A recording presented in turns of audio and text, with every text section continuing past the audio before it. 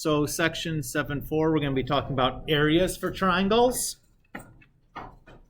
So, okay. Let's just kind of draw a generic triangle here. And if you remember back to your geometry, what was the area formula we used for a triangle there?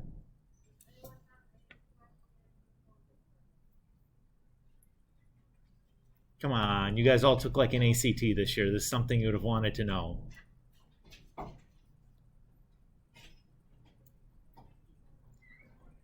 Woof, guys, woof.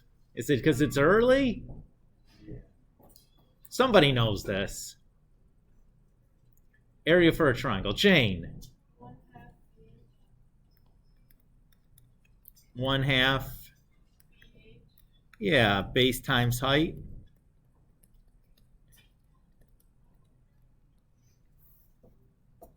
That's good. So in the triangle we've just drawn, where's the base and where's the height?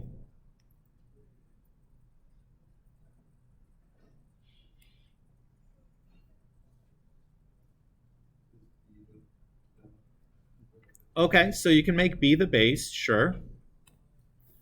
Then where's the height?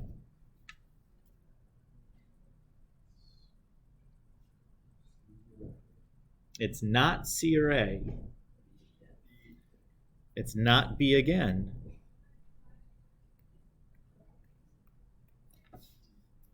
So the height here is the altitude. It's the line drawn perpendicular to B from the opposite vertex. Does that look familiar there? Now keep in mind there's no reason that we need to pick B to be the base. You know, if you had picked A to be the base, then, you know, this would be your height.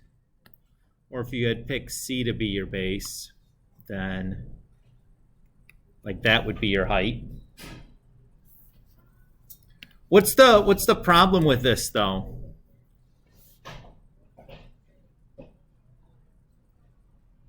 If you have a solved triangle, do you know the height? No, we don't, do we? So that's the issue that we're going to deal with today. Is we're going to adapt this area formula so that we can solve it for triangles where all we know is like the side lengths and angle measures. You know, like a solved right triangle situation. Or I'm sorry, a solved triangle position or situation, not necessarily right triangle situation. Worth noting in this 1/2 base times height situation, there is a scenario, a type of triangle where the base and height are side lengths. Does anybody remember what situation that is? What kind of triangle are the base and height side lengths?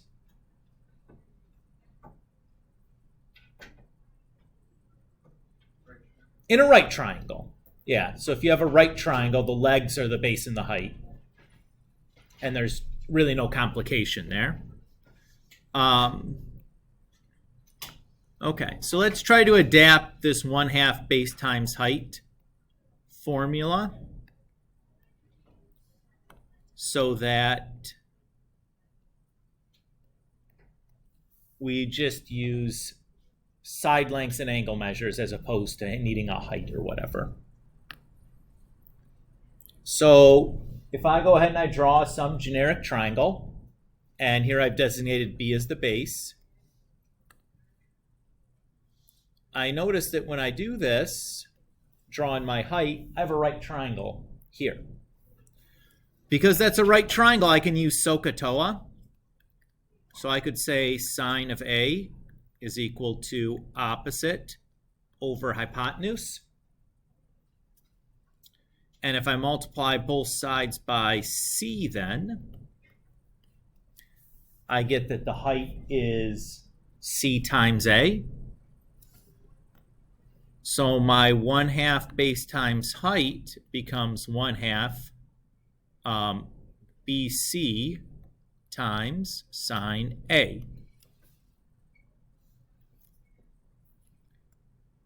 And what's nice about that is B, C, and angle A are all things that we could have if we had a solved triangle. So no need for a height anymore. That's pretty cool. So just to point out to you, the best case scenario here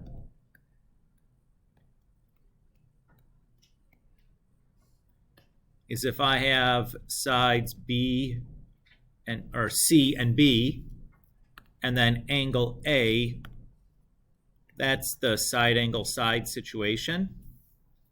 If you have the side angle side situation, there's nothing more to do. You just plug the information in the formula and you're done. If you had, say, an angle side or an angle side angle or one of these other situations, what would you have to do first? You just solve your triangle enough so that you get a side angle side that you can plug into the formula. You won't have to solve it all the way. You just have to solve it enough so that you have a side angle side somewhere in there.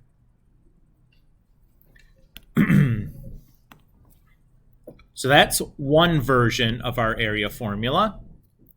We have another version. This version is called Heron's Formula. And this says that the area is equal to the square root of S times S minus A times S minus B times S minus C, where S is A plus B plus C divided by 2.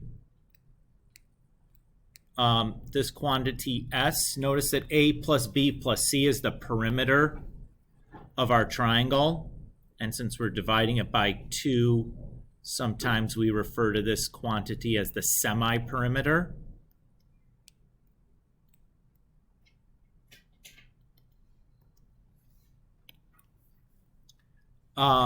So what scenario would we want to use Heron's formula in?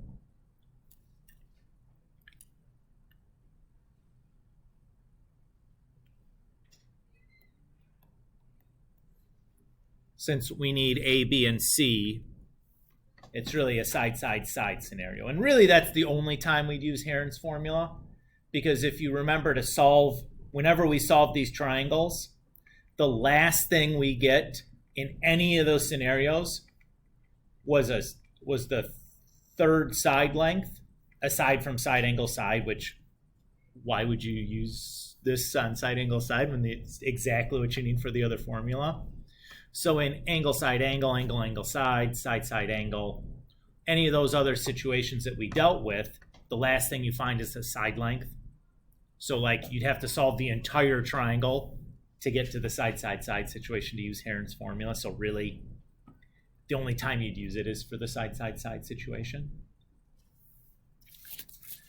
Okay, let's do a couple of numeric examples and call her a day.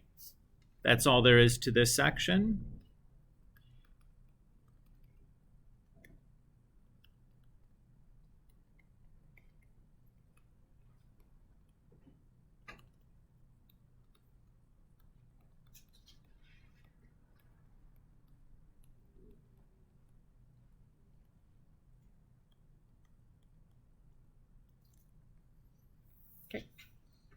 So solve or find the area of the triangle where angle A is 43 degrees, angle B is 10 millimeters, and angle C is 27 millimeters.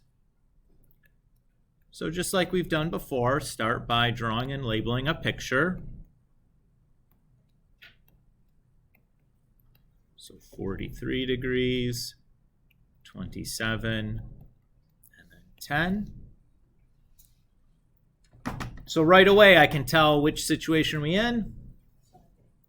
Side angle side. So to do my area, I'm just going to do 1/2 B times C times sine of A. And we just type this into our calculator and we're done. Mr. Kulik, you've got to be kidding me. Nah, it's literally that easy.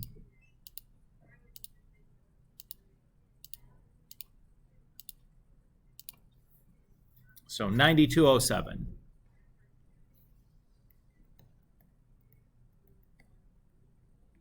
And since the units were millimeters, that would be millimeters squared for the area.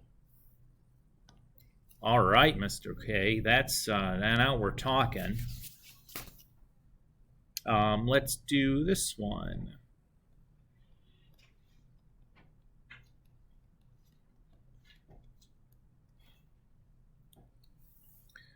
So again, start by drawing and labeling our triangle.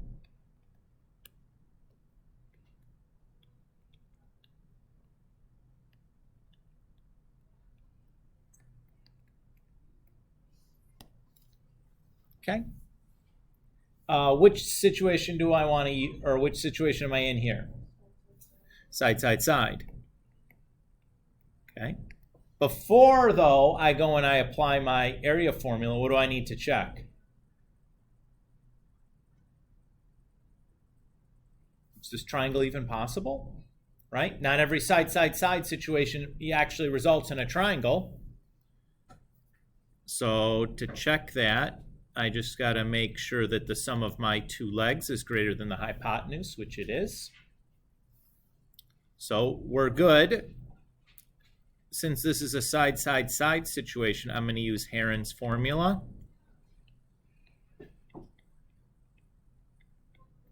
So S is 23 over 2. If you want to make that a decimal, that's okay. I'm just going to leave it a fraction. So my area is the square root of S times, ouch, 23 over 2 minus A times 23 over 2 minus B times 23 over 2 minus C. And that's calculator time, my dudes. Here I'm going to take advantage of the ANS command to avoid having to type 23 over 2 in a bunch of times.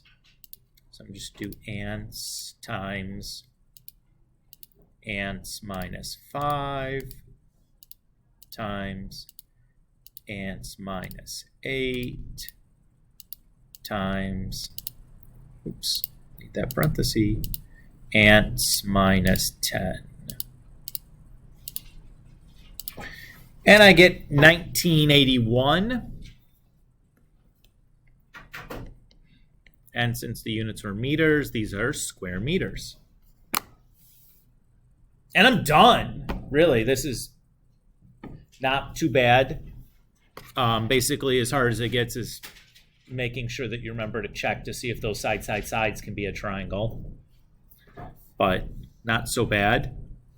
At this point, you can add 23 to 30 to your problem set, although that's going to be for next Sunday's homework check as opposed to this Sunday's. And that's kind of all she wrote. You guys happy? Pretty easy section, right? Okay.